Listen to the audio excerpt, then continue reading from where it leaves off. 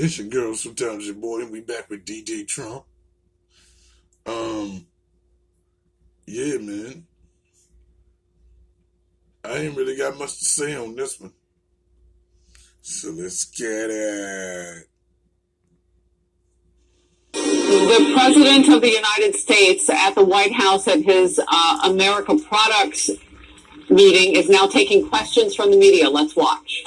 Well, that's just a very racist statement, somebody that would say that. So Speaker Pelosi said, make America white again. Let me tell you, that's a very racist statement. I'm surprised she'd say that. John, go ahead.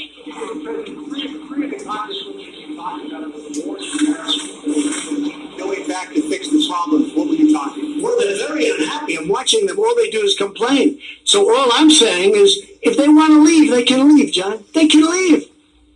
I mean, I look at Omar. I don't know. I never met her. I hear the way she talks about Al-Qaeda. Al-Qaeda has killed many Americans. She said, you can hold your chest out. You can, when I think of America, when I think of Al-Qaeda, I can hold my chest out. When she talked about the World Trade Center being knocked down, some people, you remember the famous some people. These are people that, in my opinion, hate our country. Now, you can say what you want, but get a list of all of the statements they've made. And all I'm saying that if they're not happy here, they can leave. They can leave. And you know what? I'm sure that there'll be many people that won't miss them. But they have to love our country. They're Congress people. And I never used any names. But these are people, quiet. Are you okay with people thinking your tweets are racist, sir? Quiet. These are people that if they don't like it here, they can leave. And I don't know who's going to miss them, but I guess some people will. One of them is polling at 8%. One of them is polling at 8%. So when I hear people speaking about how wonderful Al-Qaeda is, when I hear people talking about some people with the World Trade Center, some people, no, not some people, much more than some people. When I hear the statements that they've made, and in one case you have somebody that comes from Somalia, which is a failed government, a failed state, who left Somalia, who ultimately came here, and now is a congresswoman who's never happy, says horrible things about Israel, hates Jews. It's very simple. And if the Democrats want to wrap their bows around this group of four people, one of them kept Amazon out of New York, tens of thousands of jobs, would have been a great thing. And she kept Amazon from going, would have been a good deal. I mean, could he have made better? Maybe. But tens of thousands of jobs. And New York has not been the same since that happened. It's really hurt New York and New York City. Amazon was going to go. They were going to relocate a major section of their business in New York. She kept them out. That was a terrible thing she did. Thing she did. So here's the story. I see them complaining. They're complaining constantly. I watched Lindsey Graham today on Fox and Friends talking about the same subject, and frankly, even stronger than what I'm saying. He said they're communists. I'm saying that they're socialists, definitely. As to whether or not they're communists, I would think they might be. But this isn't what our country is about. Nevertheless, they're free to leave if they want. And if they want to leave, that's fine. And if they want to stay, that's fine. But the people have to know. And politicians can't be afraid to take them on. A politician that hears somebody where we're at war with Al-Qaeda and see somebody talking about how great Al-Qaeda is, pick out her statement. That was Omar.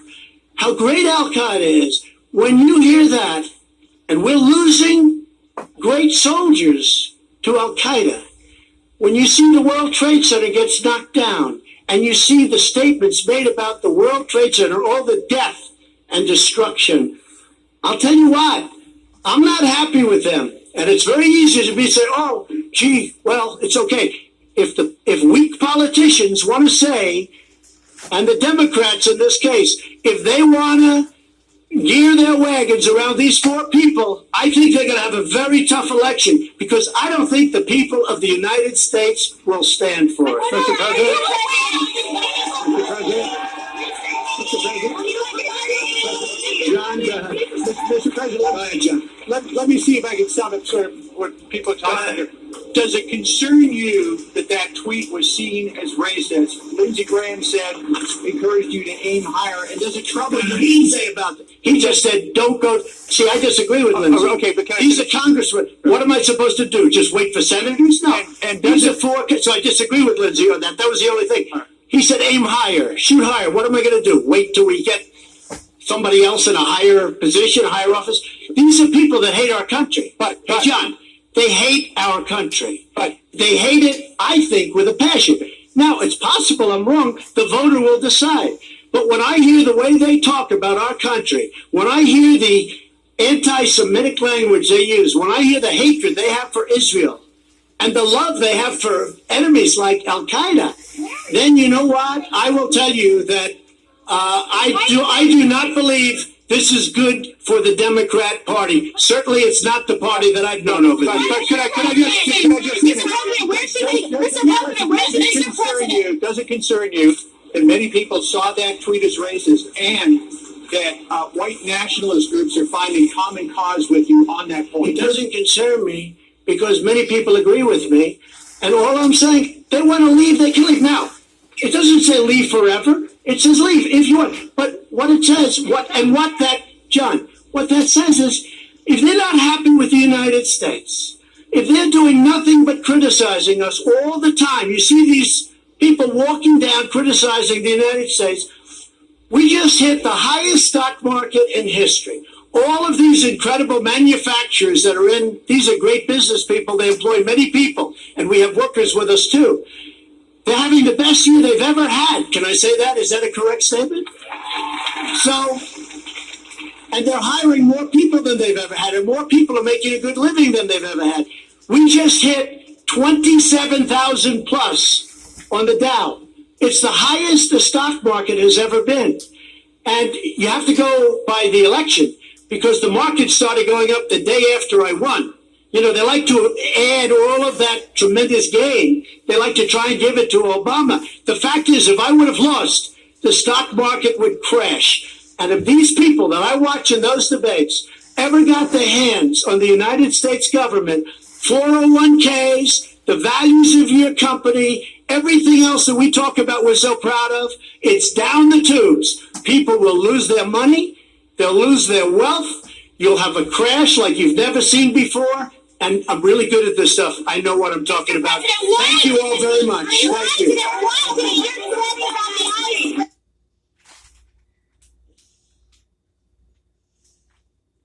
Alright, yo.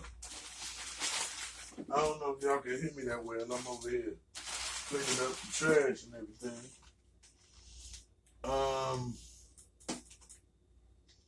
Give me 2 seconds, y'all.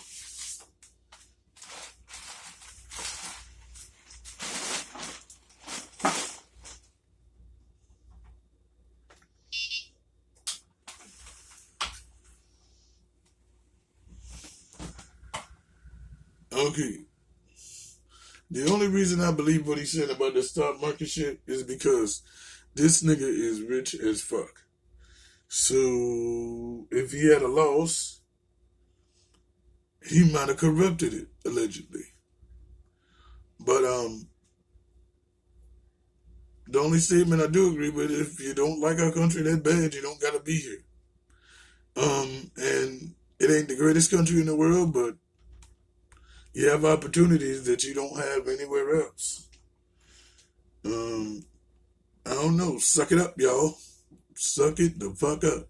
Gotta go.